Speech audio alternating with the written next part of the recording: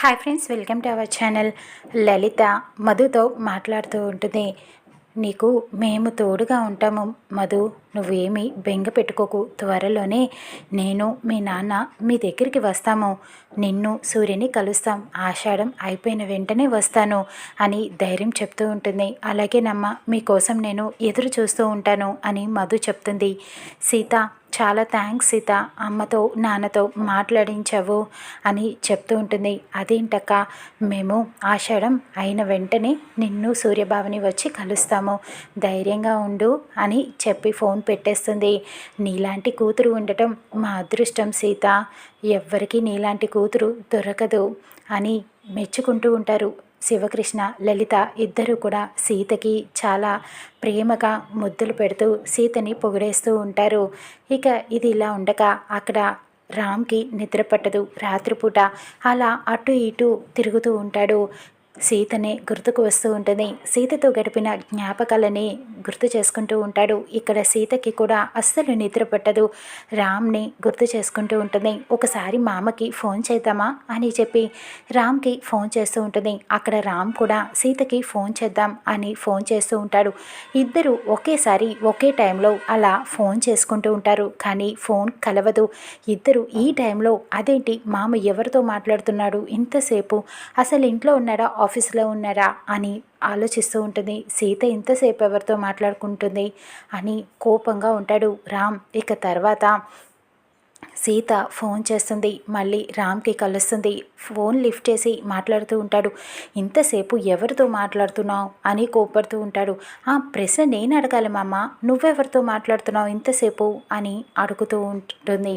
నా ముద్దుల పెళ్ళాంకి ఫోన్ చేస్తున్నాను అని రామ్ చెప్పడంతో, అవునా, నా బుద్ధుడి భర్తకి కూడా ఫోన్ చేస్తున్నాను అని చెప్తూ ఉంటుంది. బుద్ధుడికి భార్య లేదు, నీకు ఓకేనా అని చెప్పి రామ్ అడుగుతూ ఉంటాడు. వద్దు అని చెప్తూ ఉంటుంది. అయితే ఇద్దరం అలా ఫోన్ ట్రై చేసుకుంటున్నాం అన్నమాట, అందుకే కలవలేదు అని ఇద్దరు మాట్లాడుకుంటూ ఉంటారు. నువ్వు అక్కడ, నేను ఇక్కడ సీత, అస్సలు ఉండలేకపోతున్నాను, నువ్వే గుర్తుకొస్తున్నావు సీత అని బాధగా చెప్తూ ఉంటాడు. అయితే నేను ఇప్పుడు వచ్చేనా మామ అని సీత అడుగుతూ ఉంటుంది. వచ్చేస్తావా వచ్చి అని రామ్ చెప్తూ ఉంటాడు. నిజంగానే వచ్చేస్తాను మామ అని బెదిరిస్తూ ఉంటుంది. వద్దు, నువ్వు ఇక్కడికి వచ్చావంటే పిన్ని చూస్తే గొడవ అయిపోతుంది అని రామ్ చెప్తూ ఉంటాడు. ఏం పర్లేదు మామ, ఇలా వచ్చి అలా వెళ్ళిపోతాను అని సీత అంటుంది. వద్దులే అని చెప్తూ ఉంటాడు. నేనే త్వరలోనే నీ దగ్గరికి వస్తా అని రామ్ చెప్తూ ఉంటాడు. నిజంగానా, ఎప్పుడు వస్తావు అని అడుగుతూ ఉంటుంది.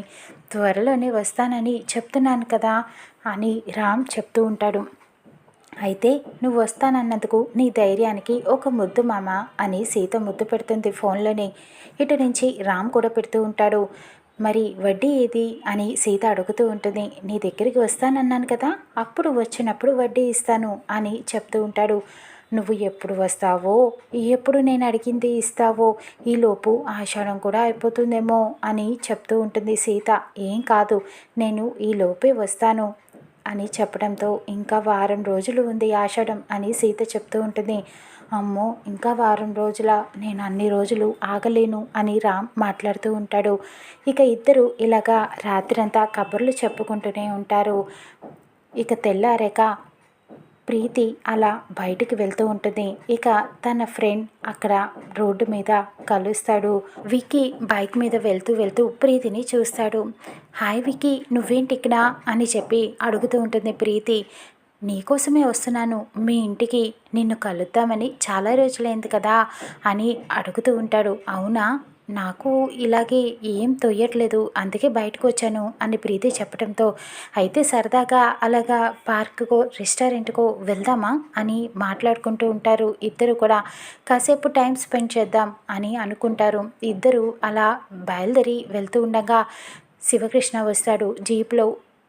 ప్రీతి విక్కీ బైక్ వెక్కి వెళ్తూ ఉండగా గమనిస్తాడు. ఏంటి ప్రీతి ఇది? అలాగా తనతో కలిసి ఎక్కడికి వెళ్తున్నావు అని శివకృష్ణ ప్రశ్నిస్తూ ఉంటాడు. నీకెందుకో నేను ఎక్కడికి వెళ్తే తను నా బాయ్ ఫ్రెండ్, నా ఇష్టం అని చెప్తూ ఉంటుంది ప్రీతి. అలాగ వెళ్ళటం తప్పమ్మా, మంచిది కాదు అని శివకృష్ణ నచ్చ చెప్తూ ఉంటాడు. మీకు అనవసరం అని అనటంతో విక్కీ ఎవరితను అని అడుగుతూ ఉంటాడు. నేను ప్రీతికి మేనమామను అని శివకృష్ణ చెప్తూ ఉంటాడు. అవునా ప్రీతి అని విక్కీ అడగటంతో అంత లేదులే, నేను అలాంటివేమీ నమ్మను, నువ్వు పద విక్కీ అని చెప్పి అలాగా పొగరుగా సమాధానం చెప్పి విక్కీ బైక్ ఎక్కి ప్రీతి వెళ్ళిపోతూ ఉంటుంది. ఇక శివకృష్ణ బాధపడుతూ ఉంటాడు. ఎంత నచ్చ చెప్పినా వినకుండా ప్రీతి వెళ్ళిపోతుంది. ఇదంతా అక్కడ సీతకి ఫోన్ చేస్తూ ఉంటాడు చెప్దామని చెప్పి. ఇక అక్కడ లలిత సీతని ప్రశ్నిస్తూ ఉంటుంది. ఏంటి సీత, ఆషాఢం ఇంకా వారం రోజులు మాత్రమే ఉంది, నువ్వు మీ అత్తతో చేసిన సవాల్ ఏమైంది అని అడుగుతూ ఉంటుంది. ఇంకా వారం రోజులు ఉంది కదమ్మా అని చెప్తూ ఉంటుంది.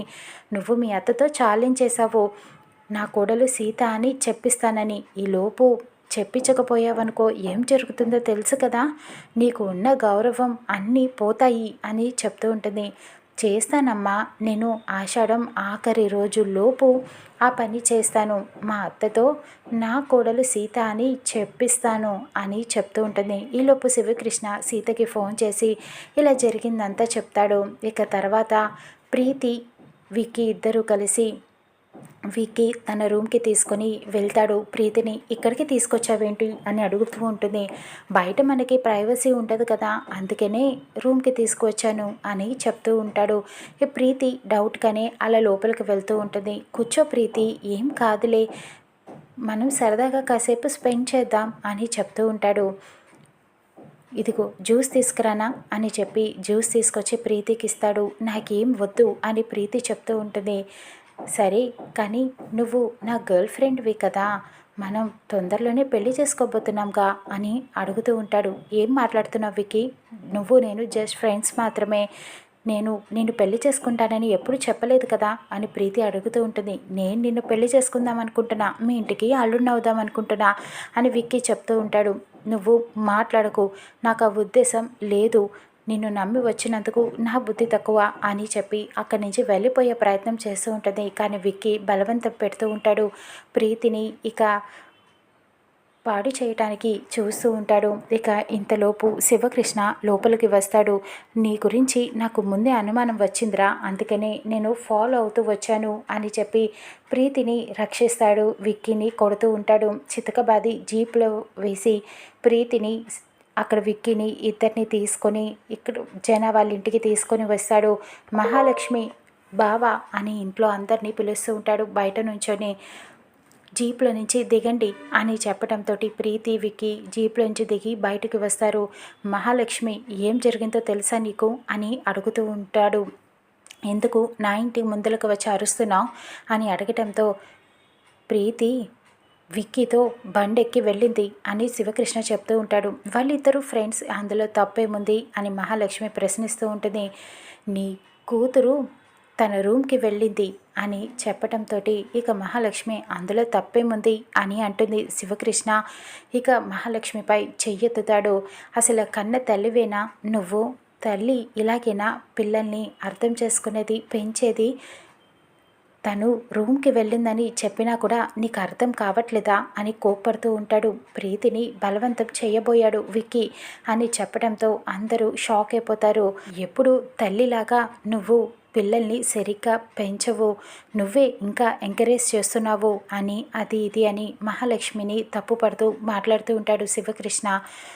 నువ్వు చేసిన సహాయానికి థ్యాంక్స్, ఇంకా బయలుదేరి వెళ్ళు అని మహాలక్ష్మి చెప్తూ ఉంటుంది. ఇక శివకృష్ణకి కోపం వచ్చి ఇది నా చెల్లెలిల్లు, సుమతి కూతురు, తను నా మేనకోడలు, నాకు బాధ్యత ఉంది అని శివకృష్ణ చెప్తూ ఉంటాడు. ఇక అప్పుడు మహాలక్ష్మి ఇదంతా నువ్వు వేసిన ప్లాన్ ఏమోనని నాకు డౌట్గా ఉందని శివకృష్ణ పైన నిందలు వేస్తూ ఉంటుంది. కావాలని సైగ చేస్తుంది, విక్కీని కొడుతుంది. ఎవరు చేయించారు నీతో ఈ పని అని అడుగుతూ ఉంటుంది. నాతో ఈయనే చేయించారు, నువ్వు ప్రీతిని ట్రాప్ చేసి తీసుకొని వెళ్ళు, రూమ్కి బలవంతం చేయబోయి నేను వచ్చి నిన్ను కాపాడినట్టుగా యాక్ట్ చేస్తాను, నువ్వు కూడా యాక్ట్ చేయని నన్ను బలవంతం పెట్టాడీనా అని విక్కీ చెప్తూ ఉంటాడు.